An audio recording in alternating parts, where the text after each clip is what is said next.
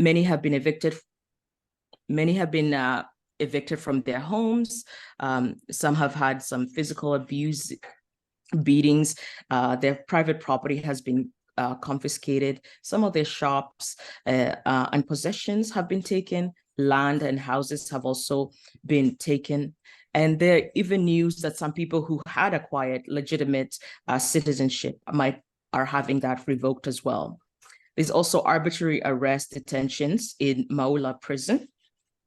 And for those who are witnessing this crackdown, there's a lot of doubts and questions going around the true motives behind these actions on the refugee population of Rwandan background. So, Alexis, if you could kind of help us dive a little bit in and how did this crackdown and relocation campaign for refugees begin? Thank you very much. This is a conversation that has been ongoing in Malawi for a couple of years.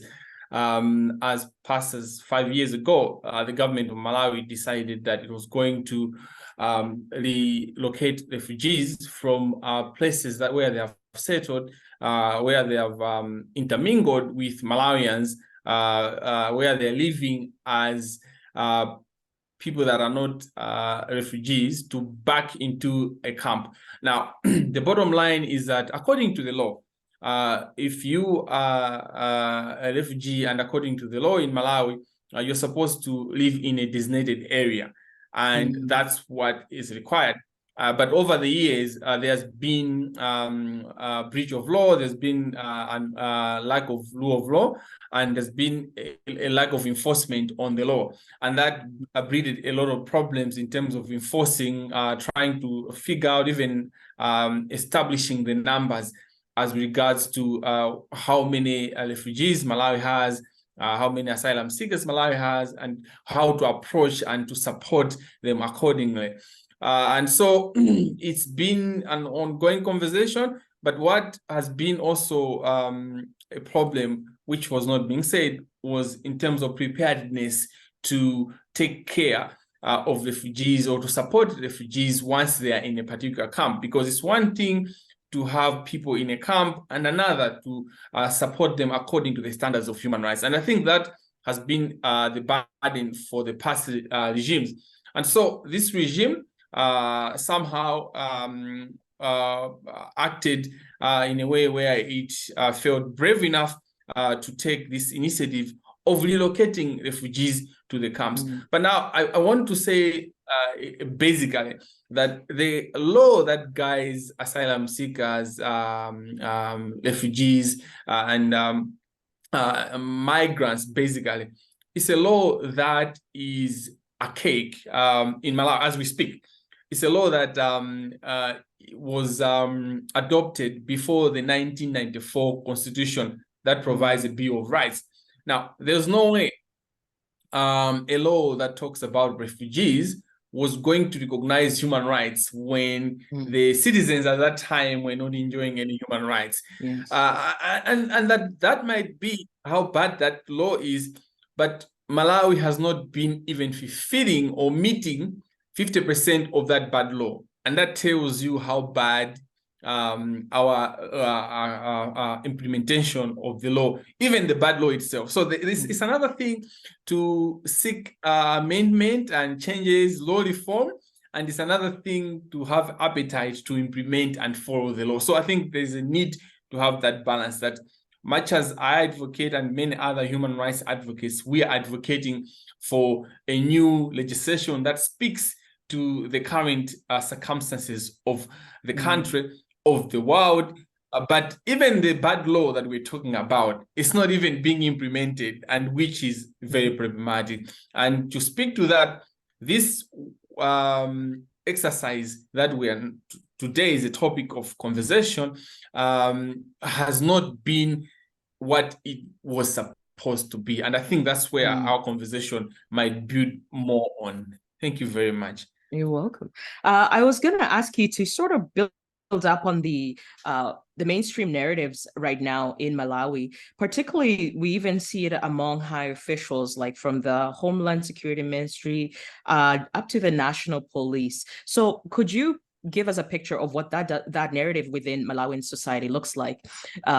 Were the refugees actually accommodated well within Malawi society before this conversation started, or were there always tensions with community? Well, thank you very much. To begin with, even in a family where your family members, you have differences. Yes. Even your brother, your sister, you have differences. So it would be not true to say that there might not be differences between Malawians or Malawian-born Malawians and refugees or people that have become Malawians by application and all that. But the honest to this response is that those differences were not huge.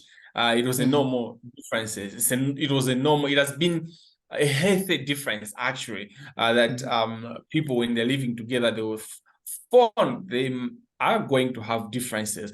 What we saw this year was something different.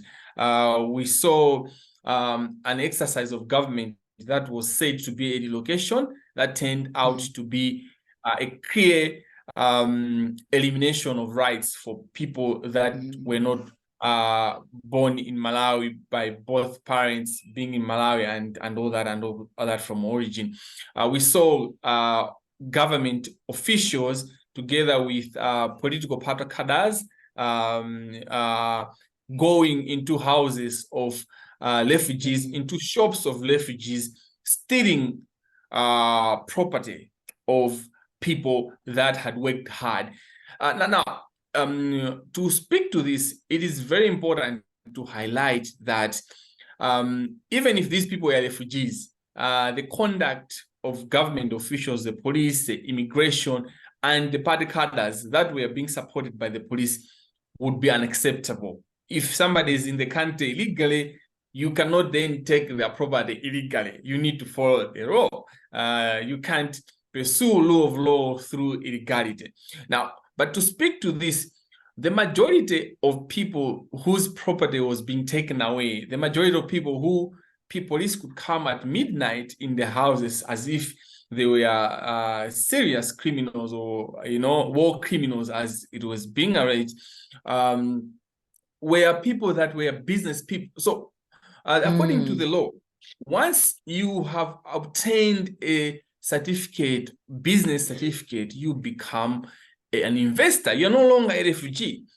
Once you have been given a citizenship, for instance, I've had clients myself as a lawyer who have been kept in prison, but they had all their certificates. They had some of them had business certificates. Some of them had citizenship that was granted by the government of Malawi. So these things these are not slaughters. I'm not just dreaming them. These are realities. Families being depressed for no reason. But beyond that, Sasha, what the Minister of Foreign Affairs, which knows better, it has got people with expertise in human rights and the law, but it was throwing in a narrative that was to mislead Malawians. And that's where the basis of your question comes in, to say it was misrepresenting things. And that created anger within the population, especially the unsuspected Malawians, who are in majority. Now, I want to bring you Europe. This issue of majority of people in any country being easily misled, it's everywhere. It's not only in Africa. I've been in Italy, I've experienced France, I've experienced Ireland, I've experienced Spain. You see that the majority in Europe generally, maybe in the US as well, but I have experienced in Europe, they can't be a narrative to say these immigrants are taking your jobs, and this sells out, to the majority, the unsuspected majority. So that's not different from Malawi. But what is unique for Malawi the fact that, first of all, just to be clear, the fact that that's not unique doesn't mean it's not wrong. It's very wrong. But just to throw in there that this is not a unique problem for Africa. Nevertheless, it's a problem. Now, when the Ministry of Foreign Affairs began to spread rumors like these are war criminals wanted, who committed genocide in Rwanda, already for Malawians that are unsuspecting, they become fear. It created fear, you know. They made all sorts of allegations against these people. And just to go to the root of this was a time this year where Malawi is going through very difficult times economically. We are struggling. The country has been struggling. The government is putting efforts and all that. But the truth of the matter is that we've been struggling. We have not been having fuel. We had been having fuel prices, especially during that time. So it was in a way they're using the refugees as an excuse to the economic reality of the Malawians, creating xenophobia. Yeah. So they're creating xenophobia. Yeah. It was a creation of xenophobia, and it was very unfortunate because it was beginning from government officials. It would be different if it's individuals from the ground that up. Are just But these are things that we can show. In fact, we have a ministry official saying you should help us, people. If you find a refugee or someone like that, help us to arrest these people. It was basically inciting the nation to help people, to tie basically lawlessness. But luckily, Malawi, we have Ubuntu concept, which is like humanity. You know, humanity. We have that too. Yes. Yeah, the majority of people, they have lived with refugees, they have lived with immigrants and all this, and then they would know that these people are not criminals. You know, how do you stay with someone for 15 years and all of a sudden the government tells you this one is a criminal? Like, they haven't killed me all this time. Yeah. I mean, you know, and one of the narratives that was dangerous was that they were saying that these are the war criminals that are wanted. Actually, there was a mention of a name which has just skipped my mind, which later on, as a human rights advocate, when we were investigating, we found out this person had been caught long time ago, but they were using their names to say these people are in Malawi. But these are things that happened in 1994. Why are these people dangerous now? They would not be. So in summary of it all, this xenophobic slats are things that sort of created by government officials, by people that should protect any human being, including the refugees. And secondly, this was motivated or fueled by the economic situations that was ongoing. And thirdly, the whole instance of someone being accused to have killed millions, hundreds of people, or being involved in a genocide, it created fear. And with any human being might have in themselves some sort of jealousy. So people that are from Rwanda, people that are from Burundi are very hardworking. And I think if I go to Belgium, if I leave Malawi, I work harder in a foreign country. It's just a human instinct that happens, survival instincts and all that. And the exposure they have before they get there also adds to their Precise, and they succeed. So sometimes as well, it was like, no, why are they getting this and we're not getting this? So all these things are created, but I think it was man-made, and it has been man-made, and it has been a state-sponsored. Thank you so much for that. I wanted us to kind of dive a little bit into the law side of this issue. And so I wondered if you could explain to us, how did the Malawi judiciary, how do they conduct trials pertaining to the grievances of each refugee or asylum seekers? Or do the refugees even have individual cases? Or is this something that is being addressed as a group thing? And actually, another thing, can they ever hope sooner or later to get back their rights of their private businesses or property? or is there any room for any legal compensation of reparation? It's quite early to speak about reparations when the main issue hasn't even been solved, but I'd like to get your thoughts on that. Well, this is a pregnant question. It's multifaceted. But as you were asking, I was smiling because this is a question that is more likely to get me in trouble because I'm talking about the judiciary. And in Malawi, we know when you start talking about the judiciary, it's usually termed, threat to independence of the judiciary. No, you can't do that and all that. But I believe that independence doesn't mean lack of responsibility. The judiciary has a responsibility. And when you talk about independence, it's about lack of influence towards a particular direction, but it does not necessarily mean autonomous outside the legal principles. And I think when the judiciary is behaving either outside the law or failing to uphold the law, to help in upholding the law through the interpretation of the law, then it has failed to be independent in the first place. And you can't talk about independence without talking about accountability. And we have to hold the judiciary accountable. And to speak to the question, the judiciary of Malawi has clearly failed in terms of providing a platform for remedy. When we read section 41 of the Constitution of Malawi, when we read section 46 of the Constitution of Malawi, it provides a remedy and it provides a platform where someone should go to court, and where a violation has been done, it puts an obligation under section 46, subsection 3 of the Constitution to say the court is obligated to ensure that there is effective remedy. In the majority of cases where a refugee was going to court, the court failed to give an effective remedy in the first place.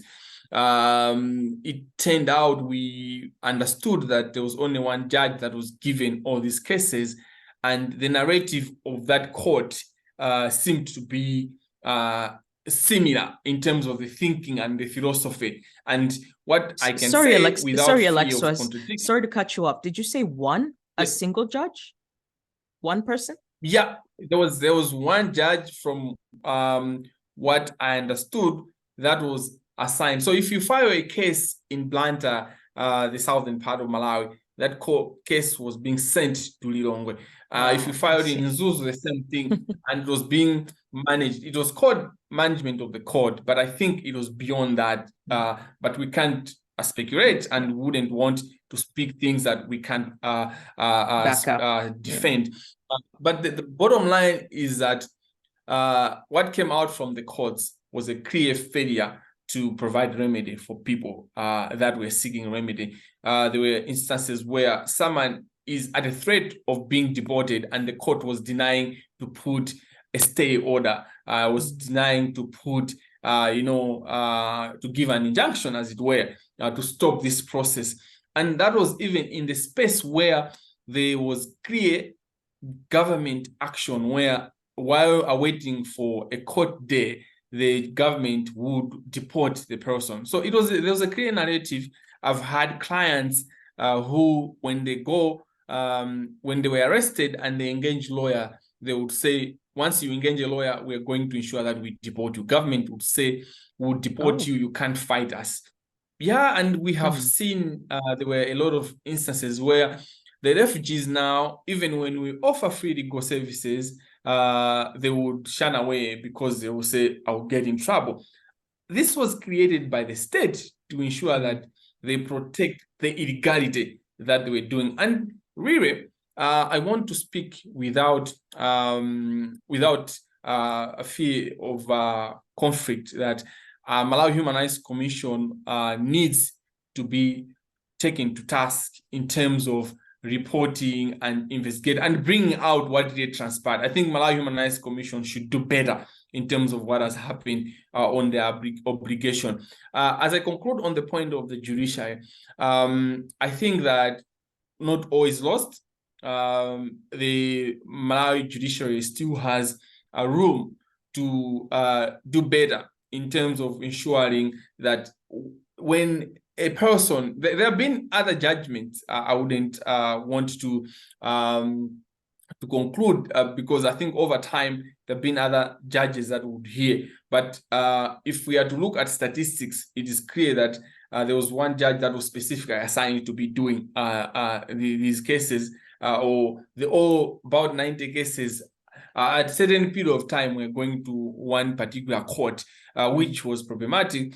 But at the same time, there have been a number of instances where the court makes an order and the state blatantly ignores it, doesn't follow it, and there was no anything else that was going on. It was a clear free-for-all where the state was not paying attention, and I think the state still isn't paying attention to what the court is saying, even if it's a decision that favors them.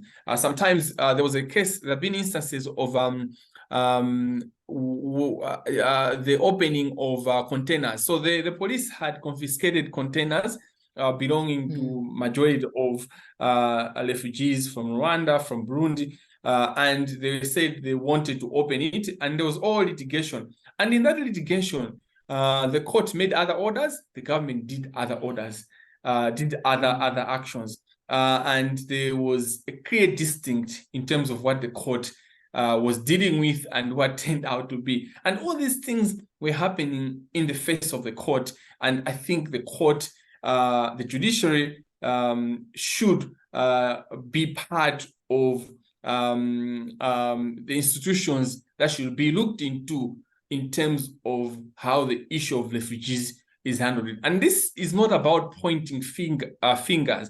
It's about how better can we improve on this? How better can we work? And how better can we educate ourselves? Because sometimes it's not sometimes that we want to do some things in a particular way. There's also need for education. Yes, and education is for everyone. It just, sometimes, to talk about education with judges, it's like, come on, we are judges. But I mean, we know that some of the best learners in the world are judges. They all want to learn. In fact, judges learn every day when they're hearing counsel making their submissions in court, when they're hearing a client presenting their case. So in summary, there was failure of the judiciary to provide remedy where it was needed, and where orders were made and they were not followed, the judiciary did not do anything. And finally, they seemed to have been failure to ensure that refugees that were before the court were treated like any other individual, and also following up in ensuring that the orders that court were being made were being respected, as judiciary is part of the state, is a branch of government. Yes, so the executive is not offending. It's like shooting your own foot, as it were. Yes. I want to ask us to go back a little bit to Dzaleka camp. So initially it was created to house about 12,000 people, and now it's said to have about 53,000 people.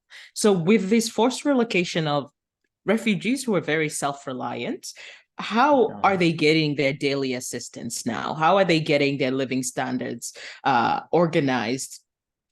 Especially now that it's such a huge confined population, when you have things like housing, food, firewood, sanitation.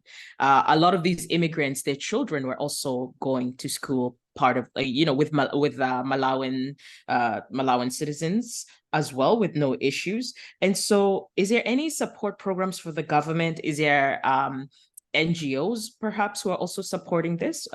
What can you tell us about that?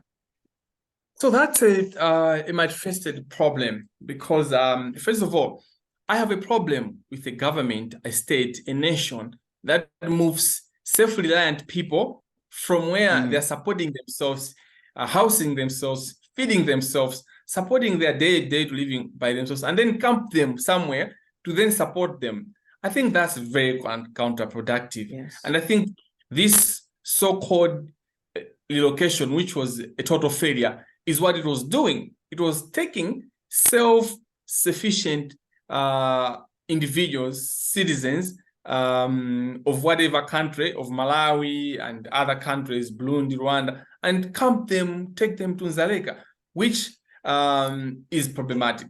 Second, the relocation was unprepared.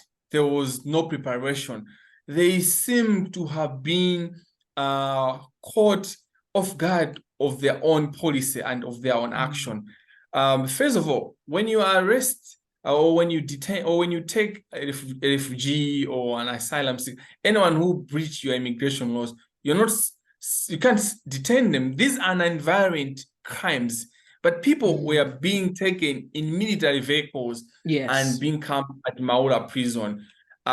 This was unheard of. And I can't still, when I think about what was happening and maybe some things that might be happening in small figures at the moment, think that really in Malawi, that's something that we're doing. And that's something that we would want to present to the world, even to ourselves, to our children, to each other. Like, how do you behave like that? There were women that were being raped, that were raped. There are instances. There were instances of children being kept in prison. And we're talking about Malawi. Malawi is a very progressive country. Our human rights situation is well advanced than detaining children. And the saddest thing about children was that the majority of children, even those that were 22 years old, the youth, they were born in Malawi. And they do not know any other country than Malawi. And you see, when we talk about this thing, it sounds like a movie, but these are realities. We have seen people, have engaged people that were in hiding at the heat of these activities. And they were saying, my family has been detained. I don't know where they are. And I'm hiding because I might also just be taken. So at least I should be outside to support my family inside. How can we get help? Now, I've been at Dzaleka and the conditions are hectic. The conditions, it's like a waste, like prison, there's no accommodation, proper accommodation, no proper housing, not even tents, not even proper tents. And at the time that was happening, we were also dealing with a cholera outbreak that was happening. Oh no. Yeah. Yes. And the conditions were such that that was also because the donor support, the UN support towards the refugee work had been reduced, I think, by a big margin of percentage. And this also contributed to the fact that the funding towards support for refugees and asylum seekers was affected. The third thing that was critical in this exercise with regard to Dzaleka was that there's an exercise that is done where refugees and asylum seekers are provided with an opportunity to go to another country. But what we discovered as civil society organizations is that there's a lot of corruption in that process between the UN officials, the Malawian government officials, the refugees themselves. I'm not hiding, even the refugees themselves, they were involved in this corruption, and a lot of players. Now, what was sad was that it seemed like a situation that no one was willing to arrest, no one was willing to deal with, even the UN bodies, and you would see that there were a lot of people that were actually defrauded of their hard-earned resources just to get an opportunity to go to another country where they could feel welcomed and where they could do and build their life. And finally, when it comes to Dzaleka, one of the key issues is that we fail to realize that where people come and there is a lack of resources, where there's chaos in terms of survival, it becomes survival of the fittest. So crime goes up. And those are some of the issues that rose in Malawi at Dzaleka. And you would always get surprised that within this community, there was still room for joy when you meet them. There was still, and that shows you how powerful the human hope is, that it still stays and they still want to maintain, to celebrate. But amid this chaos, there's many other things that are left out. So within the vulnerable, so refugees, asylum seekers, immigrants are vulnerable people. But within vulnerable groups, there are more vulnerable people. So issues of people with disabilities were not being talked about, were not being attended within Dzaleka. Issues of women, issues of children, and issues of, for instance, mental health.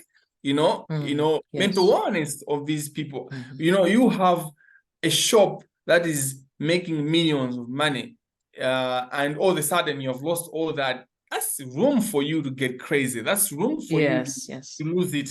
And your family and kids, they lose now your have family. a different standard of life. Different standard. You can't face a deportation anytime you are on the run, you are being chased. But there were no specific targets and oriented and sustainable support to support the mental illness, mental health of this population. So I think Dzaleka remains a place that needs a lot of help, that needs a lot of support funding wise, but at the same time, we should stop if it happens in other countries as well, according to the law, moving people that are self-sustaining, then to camp them so that we can support them with the support that we don't even have. You mentioned something about Ubuntu earlier, and I thought that was quite interesting because in Kenya, Rwanda, we also have something like that. It's called Ubuntu, but it's the idea of like humanity, humanness. And one of the things when I was preparing for this that I was really happy to learn is so many of your civil society, one of the most biggest one, you have like a comedian named Bon Carindo, you've got church leaders, Human Rights Commission, organized, they've really all come together to fight this crackdown and condemn this, these extrajudicial deportations of refugees and taking them from their homes and from the life they've created. But also, it's interesting to me that you say that Malawi is very socially advanced, that you would think that those actions would not still be accepted wholly. But a thing a lot of people don't know is that Rwanda is the exact opposite of that, in that their corruption is the system is corruption, that they've gone so used to doing these things and getting away with them that I feel like there's almost a corruption of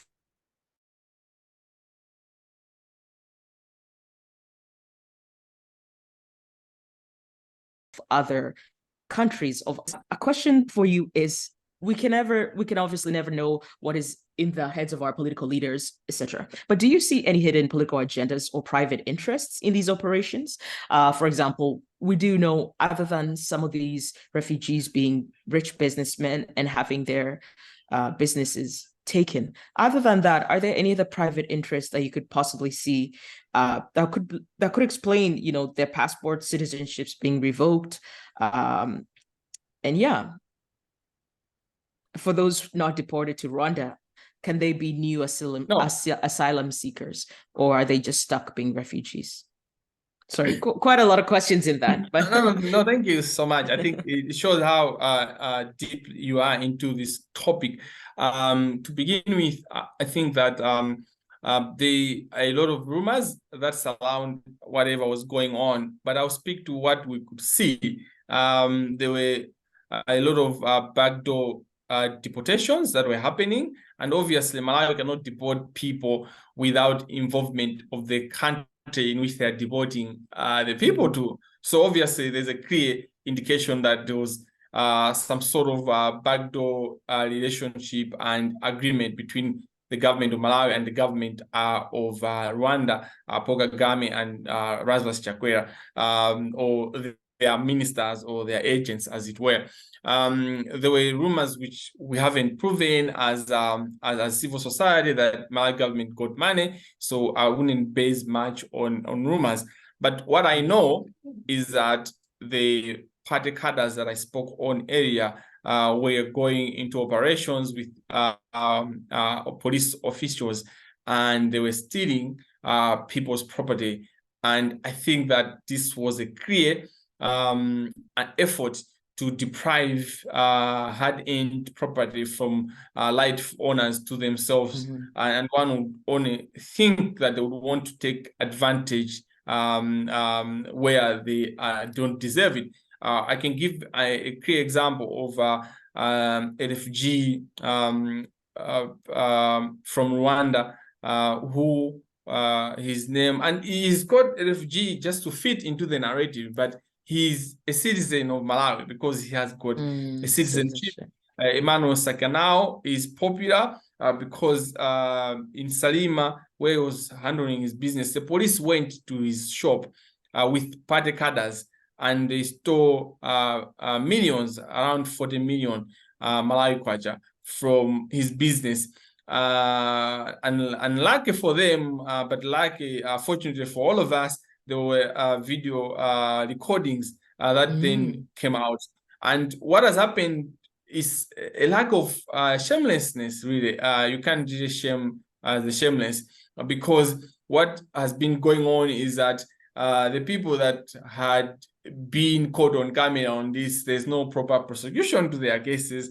Meanwhile, there seem to have been a lot of victimization of Emmanuel Sekanao. As we speak, people do not know about his whereabouts, and we don't even know whether where he is and all that in terms of his survival and everything. But as well, I wouldn't speculate. But it's a clear indication of that there might have been a strategically planned effort to deprive this property, because all these properties, where are they?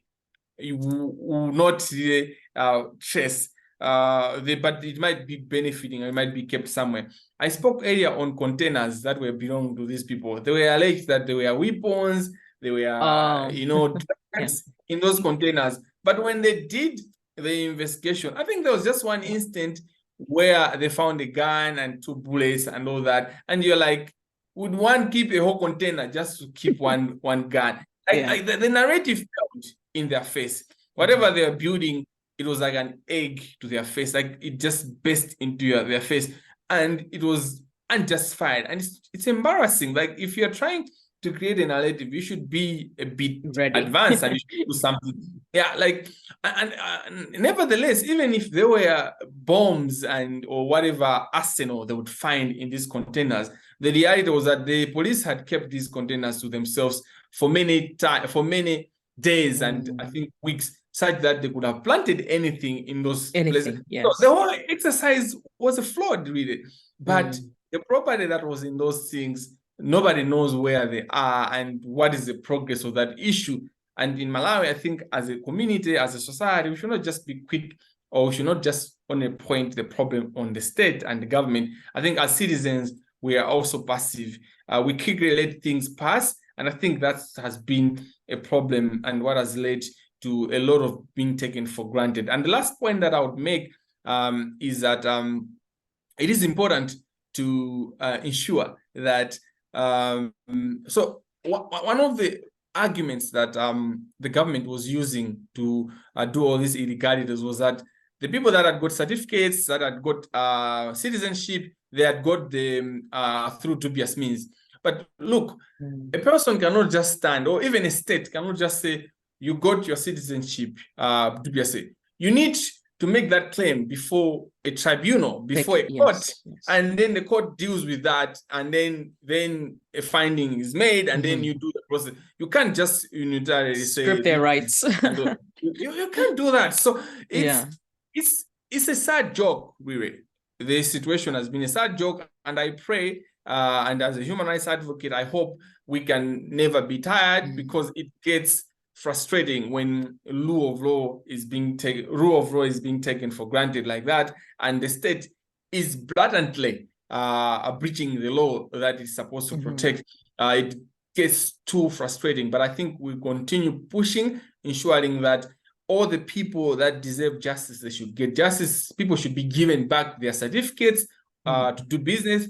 These people should be given back citizenships, those that have citizenship. And lastly, all the property that was taken away from refugees should be given back. And as earlier on hinted, there should be reparations for the violations that have been happening. It might not have to come from government or the resources. We need also support. And I think one of the missing part is that there's no clear donor support to local non-governmental organizations to do work in refugee rights and migration law issues. So That was it's like a reactive. actually, It's like a reactive access where then there's a problem, then donors come up and then they give you peanuts, and no, they're sustainable. And this always is the issue. reacting, Yeah, not planning. They're never planning. They're always just exactly. reacting to.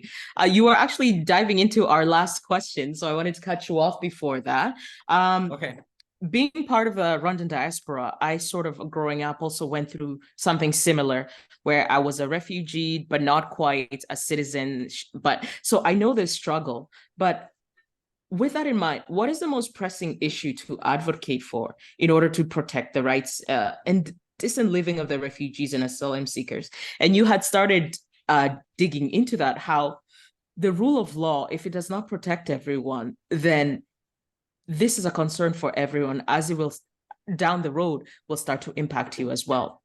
And so for the Rwandan diaspora, especially some of the young ones, you just started speaking about how we should support local Malawian on the ground groups who are doing this work.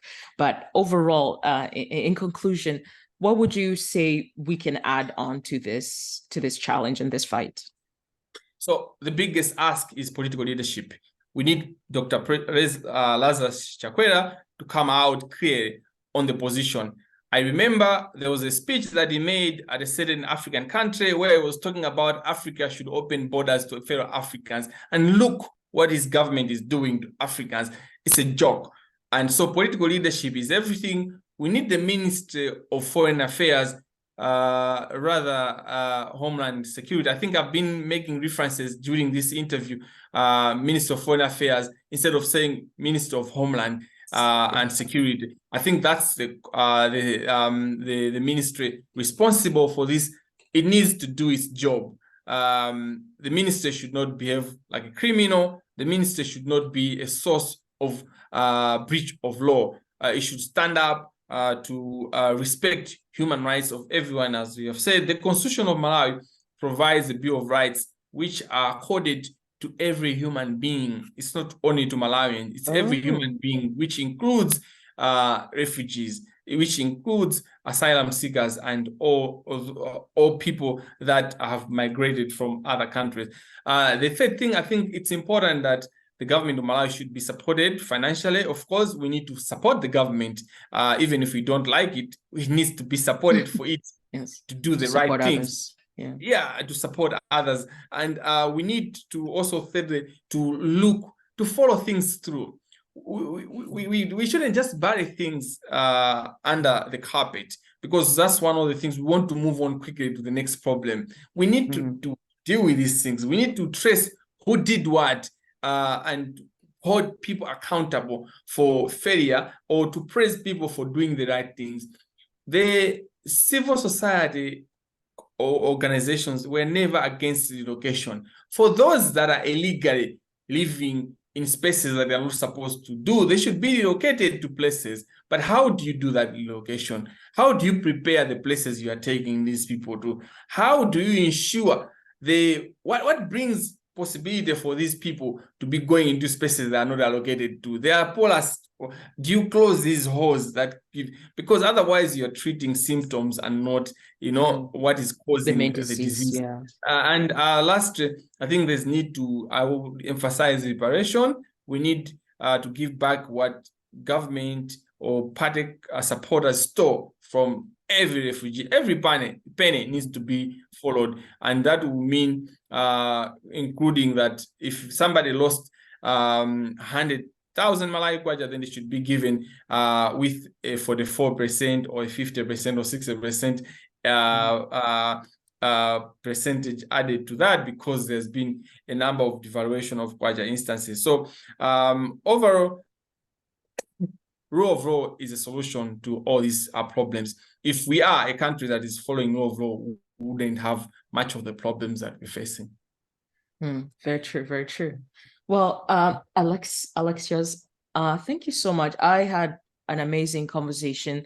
Like I keep telling many Rwandan youth in the diaspora, we in North America are very lucky that we are citizens now. We have some sort of security, but we should never forget that our families are our Rwandan citizens in Africa, in many countries, such as Malawi, might not have that same right protected. And so it is our job, our duty to speak up for them, to make sure that the world understand what's happened to them, understand their plight.